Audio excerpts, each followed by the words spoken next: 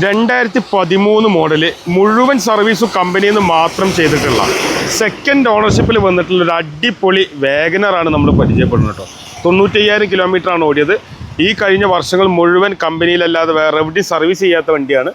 ഏകദേശം ഒരു 80-85% ഓടാനുള്ള ടയർ കാര്യങ്ങളെല്ലാം വരുന്നൊരു വാഹനം കൂടിയാണ്. വൈറ്റ് കളറിലാണ്, VXI ഓപ്ഷനിലാണ് ഈ ഒരു വാഹനം വന്നിട്ടുള്ളത്. AC, power steering, 4 power window, central lock തുടങ്ങിയ ഫീച്ചേഴ്സൊക്കെ വന്നിട്ടുണ്ട്. വാഹനത്തിന് ഏത് ഭാഗങ്ങൾ നോക്കാനും അതേ ഫിനിഷിംഗ് ഉണ്ട് കേട്ടോ. പുറകിലേക്ക് നോക്കുകയാണെങ്കിൽ വൈപ്പർ വരുന്നുണ്ട്, അതോടൊപ്പം തന്നെ ഡീഫോഗർ വരുന്നുണ്ട്. ഫാൻസി നമ്പറാണ്, മലപ്പുറം രജിസ്ട്രേഷനിലാണ് വണ്ടി വന്നിട്ടുള്ളത്.